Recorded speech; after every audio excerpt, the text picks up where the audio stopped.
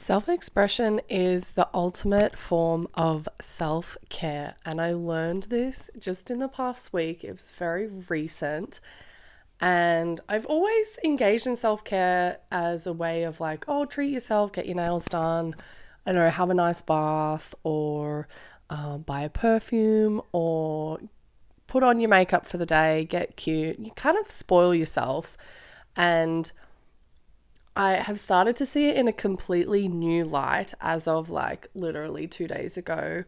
And how it came up for me was my son is 1.5. He is totally toddler stage. And he likes to have his way a lot. He likes to be very vocal when he doesn't get his way. And he verbalizes how he feels. And he was in such episode of, I think we were in his bedroom. I don't know. He probably didn't want to get dressed or something. And he was having a tantrum. And in my head, I just came up with this thing. And I said, you cannot get your way all of the time.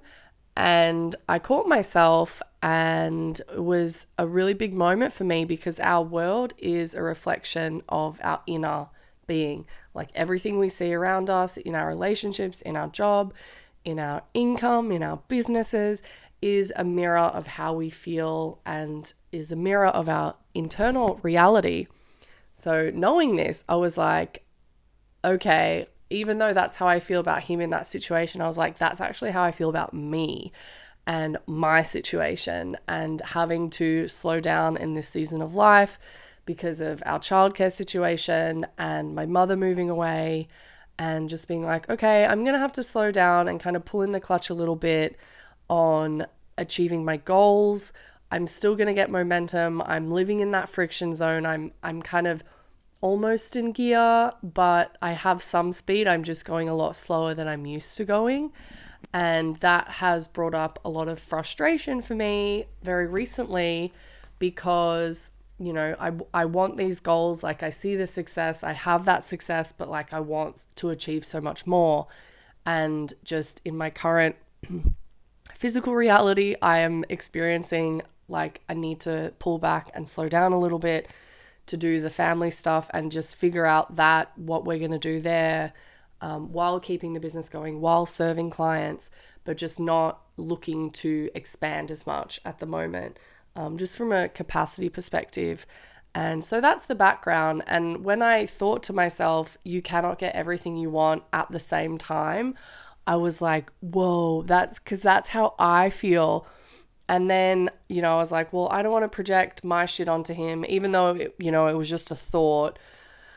I'm so conscious of always trying to be neutral and let him have his emotions and me deal with my own baggage and not share that with him.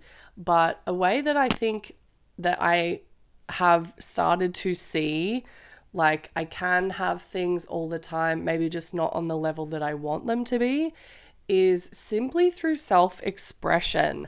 And I think this is another reason why I feel triggered by his tantrums, is because I am always feeling like he's not listening, or he's expressing himself. Well, wouldn't it be nice if I could do that too?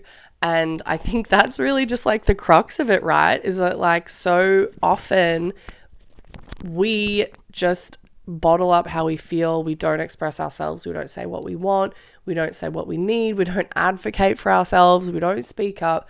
In so many situations, I know I'm not alone in this, and probably almost everybody listening and watching can relate to this on some level. But I've started to see that self-expression is a form of self-care beyond having the cute nails, beyond putting cute makeup on. And it's that just having an outlet for your creativity as well is my self-expression. So filming these videos, recording for my podcast, for me is how I kind of share my message with other people, but it's also how I express myself because, I am this person in my personal life. It's just on a much smaller scale. So when I can create the content around these topics and share through my experiences and then share stories, it helps me to kind of integrate the lessons, and also it helps me to understand myself in a new way. And then hopefully in the process, the simple act of me sharing that and packaging that for others helps them too. And this self-expression, I think it often falls to the bottom of our list of things to do, as a lot of self-care does. We always put other people first, and we always think like, oh, I'm going to fill up my cup when the kids go to bed, or I'm going to fill up my cup on my lunch break between, excruciatingly boring meetings and sending super mundane emails for the 100th time today. But self-care really needs to come up a lot higher on the priority list in terms of the self-expression. So like even today, trying to film this content for you, there was like some pots banging. My son was banging pots, and I was like, oh, you know what? Today's just not the day. My phone was glitching out, so I was like, oh, today's just not the day. I'm not going to do it. And I was literally this close, like half an inch away from just being like, fuck it, I'm done, too hard basket.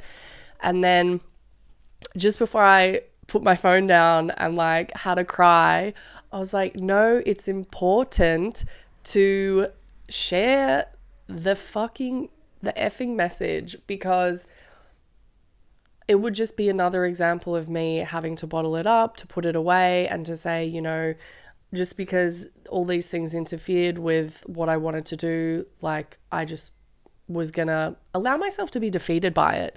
But instead of doing that, I was like, no, I'm going to turn on the phone. I'm going to share this as part of the story, as part of the message that I wanted to share, because it is helping me even just talk through it. I don't have talking points, but I'm, sharing just as it comes to me. That self-expression piece can be a way for you to sort of release that block, release that resistance, and also the frustration. Frustration shows up a ton for me when I'm sort of bottling it in, or trying to, be one version of myself instead of all of the versions of myself simultaneously. And that can be another indication for me that self-expression, I'm probably like throttling it a little bit, and not in a motorcycle metaphor way, but in terms of like, I'm like choking my self-expression and kind of maybe metaphorically choking myself and my own voice is when I get frustrated. But I've started to know that getting back in my flow state, doing the things that I love, helps to unlock that resistance and that frustration.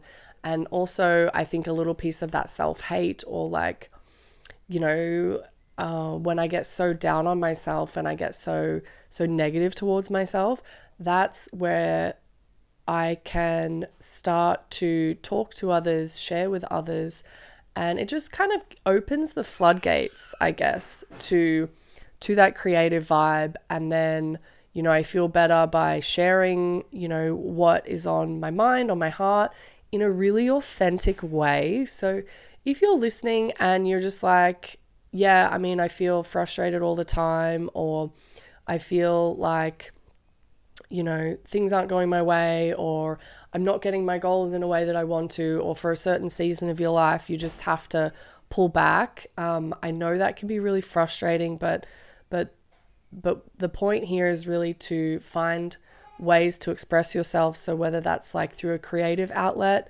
maybe journaling or writing can be incredibly therapeutic, or even painting, or just having, a social catch up with friends, I think is a great way to express yourself, to share what's on your mind, share your stories, share your wins, so you can lift each other up. And then I think it gets easier. It's not an overnight, like, oh, I went from 20% to 100% and now I'm gold, because if only that would be amazing. But I think it gets better, and the more you do it, the easier it is to do it. And Jerry Seinfeld, he's always said this thing that I have found so fascinating, and this really lives rent-free in my brain, is that he says, don't break the chain. And in the context, he was being interviewed about like, how'd you get to be such a good comedian? How did you become such a good writer and achieved this great success. And he just said simply, don't break the chain. Do it every day. Like, he would lock himself in the room with a piece of paper and a pen. I think he used Bic pens specifically. That was his brand of pen. And he was like, don't break the chain. Once you do it every single day, cross it off the calendar.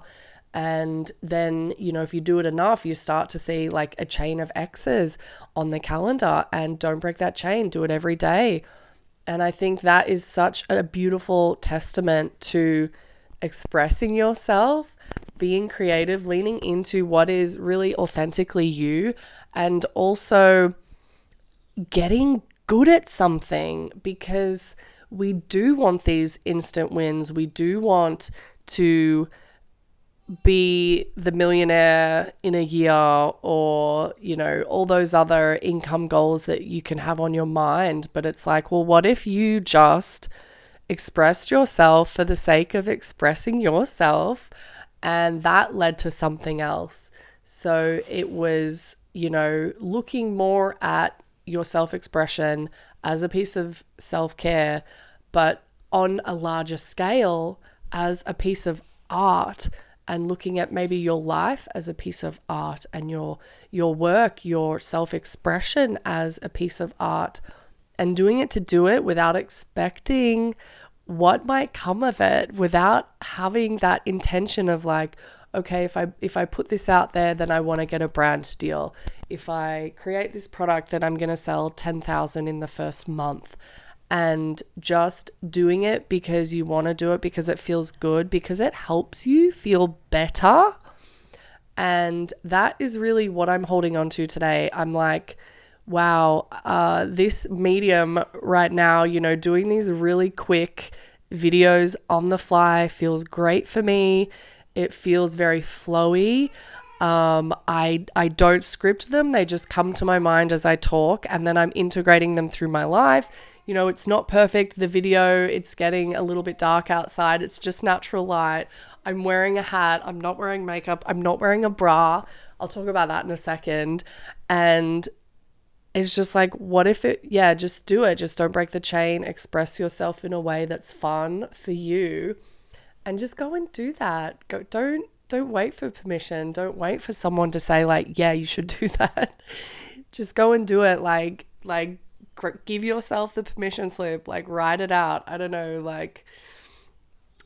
pat yourself on the back and be like, yes, you have permission, go do it, and then go and do it. That's the key thing.